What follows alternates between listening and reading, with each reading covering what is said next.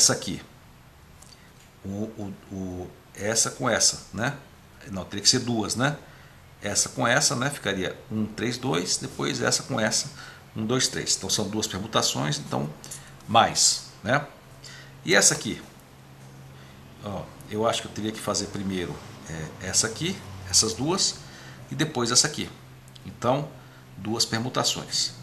E por fim essa aqui, né? Quantas permutações? Uma só, né? Essa aqui com essa, ok? Então daria menos. Então, como nós previmos, né? Mais, menos, menos, tá? Então nessa fórmula aqui, o sinal de cada termo é dado pelo número de permutações. Se o número de permutações for ímpar, né? 1 ou 3, né? Então o sinal vai ser menos. E se o número de permutações para chegar à diagonal for par, então vamos ter um sinal de mais. E é assim que funciona a fórmula geral. Ok? Espero que tenha ficado claro para vocês. Vamos em frente então, tentar aplicar um pouco disso aqui. Então, pessoal, voltando aqui àquela conta que nós fizemos agora há pouco, né? Nós calculamos o determinante de 3. Então vamos só ver quem é mais e quem é menos, né? A gente tinha determinado todos os termos, né? Com todas as permutações possíveis, mas faltou determinar o sinal, né? Então nós vamos olhar aqui, não para a primeira linha é sempre 1, 2, 3, né? Ok? Vamos olhar para a coluna, né? Para o segundo número, que é a coluna. Então aqui temos 1, 2, 3, esse primeiro aqui é claramente a matriz de identidade, né? Então qual é o sinal dele? Mais, tá? Vamos a esse aqui, 1, 3, 2. Qual permutação que eu faço para chegar à matriz de identidade? Esses dois aqui. Então uma permutação, então o sinal é o quê? Menos, né? Esse aqui, 2, 1, 3, né? Coluna 2, 1, 3. Quantas permutações eu faço aqui para chegar? Eu acho que eu tenho que permutar só esses dois aqui, né? Então, uma permutação e o sinal é menos. Agora esse aqui, 2, 3, 1. Quantas permutações, pessoal? Eu acho que eu tenho que primeiro permutar esses dois, né? E depois esses dois. Tem outras fórmulas, mas é um jeito. Primeiro eu permuto esses dois, né? Depois permuto esses dois e eu chego. Então, duas permutações, o sinal é mais ou menos? Mais. Ótimo. E nessa aqui? 3, 1, 2. Né? Quantas permutações? Olha, uma forma que eu vejo claramente, né, é você permutar o 1 com 3 e depois o que sobrar permutar esse aqui. Duas permutações. Então, qual o sinal? Mais. E nesse aqui? Né? 3, 2, 1. Quantas permutações? Uma só, né? Esses dois aqui. Então, eu vou ter a matriz diagonal. Então, se é uma permutação, temos o sinal de menos, né? Então, aqui nós temos de novo aquela nossa conhecida equação do determinante de terceira ordem. Então, agora nós temos a fórmula geral, né? E sabemos como achar o sinal. Se a gente quiser até formalizar um pouquinho, você pode substituir aqui esse mais ou menos, né, por uma expressão mais precisa, né?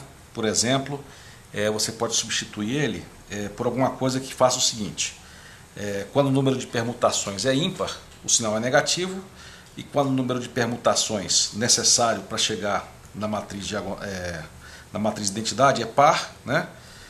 Então o sinal é positivo.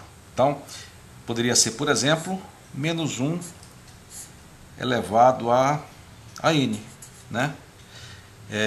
Onde n é o número de permutações para chegar à matriz identidade. Ok? Então, por exemplo, se ela já for a matriz identidade, né? Então não tem nenhuma permutação. Menos 1 elevado a 0 é 1, sinal positivo. Se precisar de uma permutação para chegar à identidade, então menos 1 elevado a 1, menos 1, troca o sinal. Se precisar de duas, menos 1 ao quadrado é positivo, troca o sinal, né? Então fica positivo, né? Se for 3, negativo, 4, positivo, e assim por diante. Então, fechamos a fórmula geral. Bom, Então, olhando para essa fórmula, você vê que é uma fórmula longa e um pouco complicada, né? É por isso que nesse vídeo eu optei por fazer o caminho oposto, né? Partir dos princípios e achar essa fórmula. Muitos livros fazem o contrário, né? Primeiro dão a fórmula do determinante, né? Primeiro para os casos particulares e depois para esse caso, e depois deduz as propriedades, tá?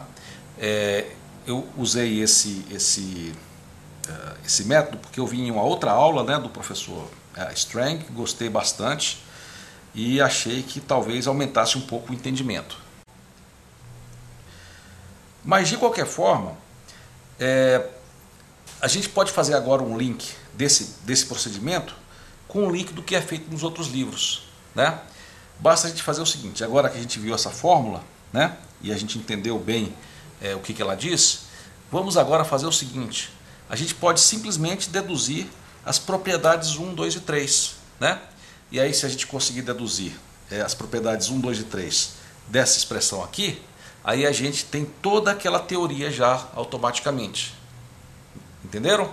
Então a gente partiria daqui da definição, deduziria 1, 2 e 3, e aí nós já teríamos todo aquele procedimento automaticamente, né? Talvez a gente possa até estudar de novo só para revisar, né? Mas de fato, uma vez que você faz isso, a gente já tem toda aquela teoria que a gente já fez e já praticou. Por exemplo, pessoal, a partir dessa fórmula, como é que eu poderia determinar a propriedade 1? Que o determinante da matriz identidade é 1. Como é que a gente poderia fazer isso aí? Vocês gostariam de parar e pensar um pouco? Façam isso agora. Bom, pessoal, essa aí não é muito difícil, né? Porque, olha só, na matriz identidade, né, vocês devem lembrar, né? Vou desenhar aqui, né? Praticamente todos os termos são zero, né? Só esses da diagonal é que não são, né? Só esses da diagonal é que não são zero. Então, qual é o único caso em que você não vai ter nenhum termo zero aqui nesse produto, né? Vai ser aquele caso trivial, né? A11 vezes A22 vezes A33 vezes A44, né? Que nós sabemos que o produto dá 1 e que esse nó é positivo, né? Então a demonstração é praticamente imediata da Fórmula 1 a partir dessa equação aqui. Bom, pessoal, eu acho que eu não vou deduzir as propriedades todas, né, a partir dessa fórmula, porque isso já foi feito no livro, né, na aula, né, então você já tem isso aí, tá? Eu só queria mencionar esse fato, né? Bastaria agora você demonstrar as propriedades 1, 2 e 3 e todas as outras seguiriam delas, ok? Então, estamos bem aí para essa fórmula? Tá claro? Bom, vamos fazer o seguinte, vamos só fazer um exemplo, né, de aplicação dela, em alguns casos, só para ver se consolidou, tá? Um exemplo poderia ser simplesmente deduzir as fórmulas gerais, né, para matriz 3x3, 4x4, mas vamos tentar aplicar direto essa fórmula para um exemplo, ok? Só para a gente ver se ficou entendido o mecanismo aí dessa fórmula geral. Vamos fazer esse exemplo aqui, pessoal. É só um exemplo, né, usando aquela fórmula. Deixa eu ver se dá para colocar ela aqui, né? Essa fórmula aqui, né? Como é que eu poderia achar o determinante dessa matriz? Bom, um jeito seria usar, né, redução, né? Eliminação, né, das linhas, né? Acho que seria possível fazer isso, é um jeito bem natural, né?